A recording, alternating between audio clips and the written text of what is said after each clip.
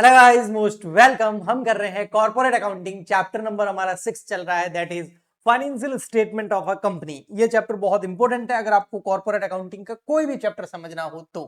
Financial statement of a company chapter का आज का लेक्चर नंबर 2 है। लेक्चर नंबर 1 के अंदर फाइनेंशियल स्टेटमेंट क्या होते हैं वो मैंने आपको बताया था, एंड इसके अलावा बैलेंस शीट जो है भैया वो आपको बहुत अच्छे से मैंने समझा दी थी। आज के लेक्चर के अंदर हम पीएनएल यानी कि statement of profit and loss, जिसको हम बचपन में यानी कि क्लास 11th के अंदर, कॉमर्स का बचपन तो वही होता है, उसमें हम प्रॉफिट एंड लॉस अकाउंट बोलते थे, लेकिन वो सोल प्रोप्राइटरशिप का बनाते थे।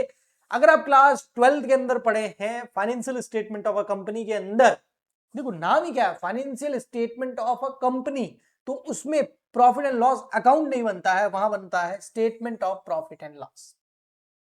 Statement of profit and loss का जो फॉर्मेट है वो आपके सामने है, यहां पर ये रहा, देखो ये फॉर्मेट है statement of profit and loss for the year ended. और इसमें जो है सबसे फर्स्ट पर्टिकुलर का कॉलम होता है same as a balance sheet, second number note number का होता है, थर्ड नंबर आपका करंट ईयर का डेटा और फोर्थ नंबर आपका प्रीवियस ईयर का डेटा अगर क्वेश्चन में दे रखा है तो। अदरवाइज ओनली करंट ईयर का डेटा हम लिखेंगे।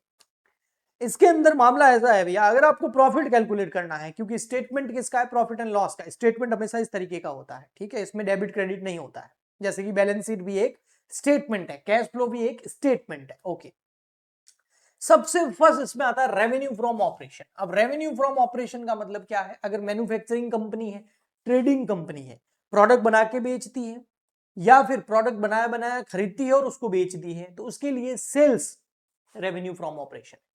लेकिन एक ऐसी कंपनी है जो सर्विस पे करती है, जैसे हमारा जो कोचिंग सेंटर है, तो हम यहाँ पर ऑनलाइन कोर्सेज भी सेल करते हैं, ऑफलाइन बैचेस भी लगते हैं, तो मेरे लिए रेवेन्यू फ्रॉम ऑपरेशन क्या होगा, फी।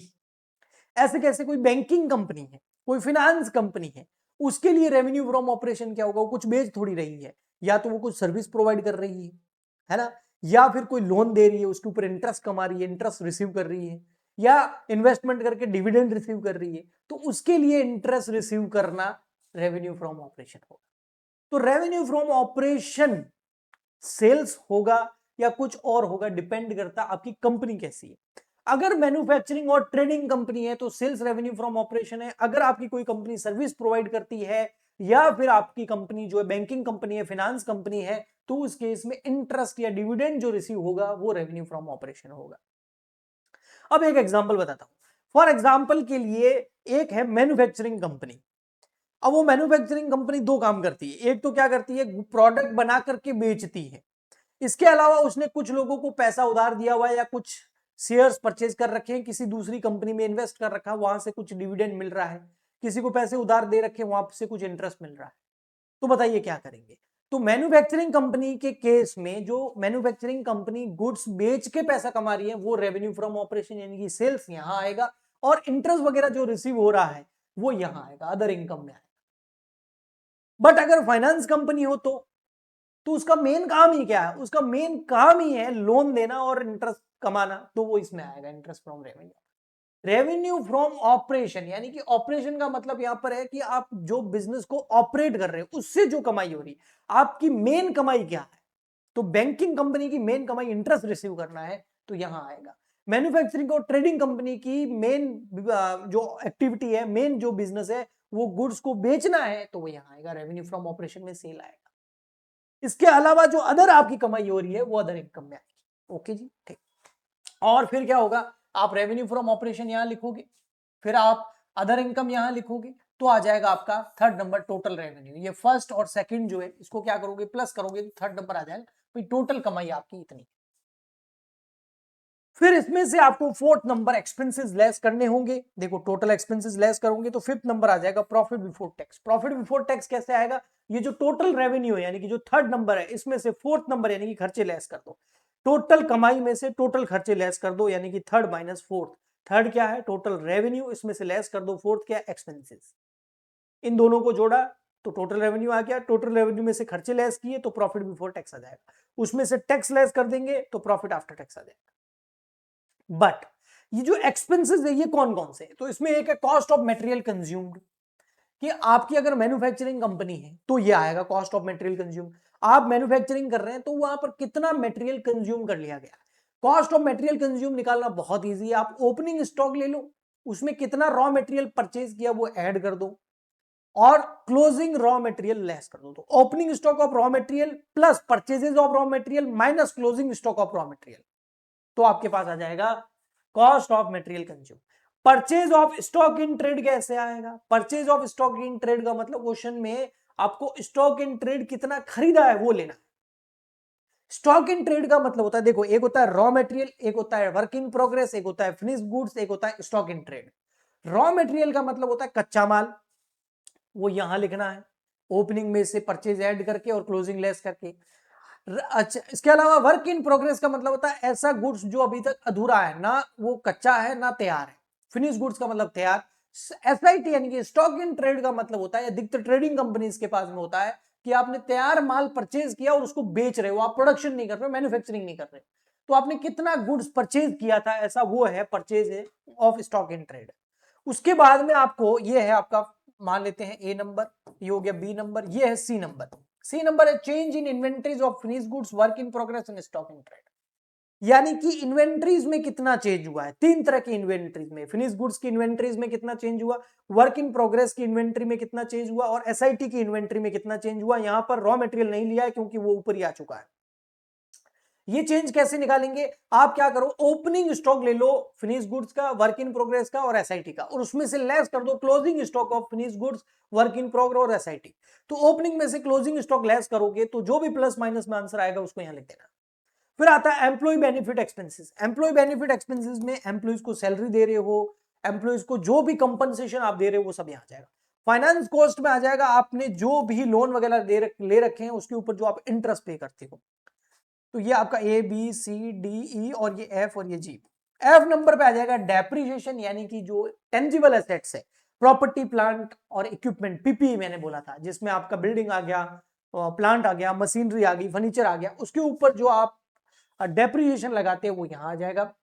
अमोटाइजेशन का मतलब होता है जो इंटेंजिबल एसेट है उसके ऊपर लगने वाले डेप्रिसिएशन को अमोटाइजेशन बोलते हैं। जैसे goodwill, patent, copyright, trademark, franchisee, formula, ये सब इंटेंजिबल एसेट्स हैं।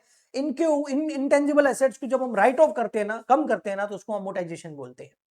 और अदर एक्सपेंस में जो इन सब में नहीं आ रहा वो यहां आ जाए, तो ये हो जाएंगे आपकी एक्सपेंसेस की टोटल। रेवेन्यू की टोटल में से एक्सपेंसेस की टोटल लेस करोगे तो प्रॉफिट बिफोर टैक्स आ जाएगा। और प्रॉफिट बिफोर टैक्स मतलब ऐसा टैक्स जिसमें से प्रॉफिट लेस नहीं हुआ, तो ऐसा प्रॉफिट जिसमें से टैक्स लेस नहीं हुआ है तो उसमें से टैक्स लेस कर देंगे तो प्रॉफिट आफ्टर टैक्स आ जाएगा। ओके, ये आपका स्टेटमेंट ऑफ पीएनएल। अब यहां पर नीचे जो मैंने ऊपर लिखा है उसको मैं जो आपको समझाया उसको डिटेल में दिया हुआ है। रेवेन्यू फ्रॉम ऑपरेशन, देखो मैंने जो बोला वो लिखा होगा। Revenue from operation means revenue earned by company from its operating activity, main activities जिसके लिए कंपनी खोली गई है हमने। कॉमनली क्या होता है, सेल्स में से सेल्स रिटर्न लेस होता है, ये ध्यान रखना। सेल्स रेवेन्यू फ्रॉम ऑपरेशन में सेल्स कब लेंगे, जब मैन्युफैक्चरिंग कंपनी और ट्रेडिंग कंपनी, तो उसका मतलब रेवेन्यू फ्रॉम ऑपरेशन मतलब सेल्स। लेकिन अगर आपकी कंपनी सर्विस कंपनी है तो जो फीस रिसीव कर रहे हो वो रेवेन्यू फ्रॉम ऑपरेशन होगा। लेकिन अगर आपकी कंपनी फाइनेंशियल कंपनी है, बैंकिंग कंपनी है, जो आप इंटरेस्ट और डिविडेंड रिसीव करते हो वो आपका रेवेन्यू फ्रॉम ऑपरेशन होगा। अदर इनकम में देखो, अदर इनकम में क्या क्या आता है। अदर इनकम मतलब जो आपकी ऑक्सिलरी सर्विसेज है उसकी वजह से आपको कुछ कमाई हो रही है, जैसे आपने फिक्स एसेट्स बेच करके प्रॉफिट कमा दिया, अदर इनकम में चला जाएगा। बैड डेब्ट से रिकवर हो गया, इंटरेस्ट अर्न कर लिया, लेकिन इंटरेस्ट किसने अर्न कर लिया, non finance company, manufacturing company, trading company अगर इंटरेस्ट अर्न करती है, डिविडेंड अर्न करती है तो वो अदर इनकम में आएगा। फाइनेंस कंपनी या बैंकिंग कंपनी इंटरेस्ट अर्न करती है तो रेवेन्यू फ्रॉम ऑपरेशन में जाएगा। Dividend earn by non finance company, finance company dividend earn करेगी तो इसमें नहीं, फर्स्ट में आएगा रेवेन्यू फ्रॉम ऑपरेशन। ओके, ठीक। एक्सपेंसेस मैं आपको पहले बता चुका हूं, ये देखिए वापस बताता हूं, यहां पर थोड़ा सा फोकस करेंगे तो समझ आ जाएगा आपको। एक्सपेंसेस में सबसे फर्स्ट है आपका कॉस्ट ऑफ मटेरियल कंज्यूम। कैसे आएगा, ओपनिंग स्टॉक ले लो मटेरियल का, परचेज ऑफ मटेरियल ऐड कर दो, माइनस कर दो क्लोजिंग स्टॉक ऑफ मटेरियल, तो कंज्यूम आ जाएगा। Purchase of stock in trade कैसे आएगा, मतलब जो आप गुड्स परचेज कर रहे हो बना बनाया फिर गुड्स रीसेलिंग के लिए, वो कितना परचेज किया यहाँ आएगा। Change in inventories of FG यानी कि फिनिश गुड्स, डब्ल्यूआईपी यानी कि वर्क इन प्रोग्रेस, एसआईटी यानी कि स्टॉक इन ट्रेड। ये कैसे आएगा, आपको क्या करना है, ओपनिंग स्टॉक ले लेना है तीनों का, उसमें से क्लोजिंग स्टॉक तीनों का लेस कर देना है, जो भी प्लस माइनस आंसर आएगा वहां लिख देना है।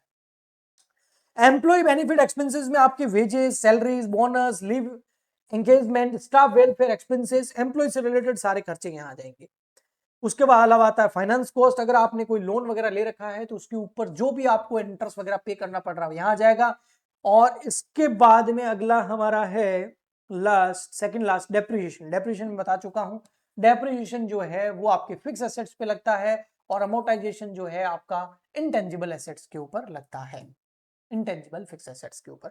अदर एक्सपेंसेस में आपका कैरीज इनवर्ड, कैरीज आउटवर्ड, ये सब कुछ अदर एक्सपेंसेस के अंदर आ जाते हैं। जो ऊपर नहीं आए वो सारे के सारे यहां आ जाएंगे। Okay ji, so I hope आपको अच्छे से समझ में आ गया होगा स्टेटमेंट ऑफ पीएनएल।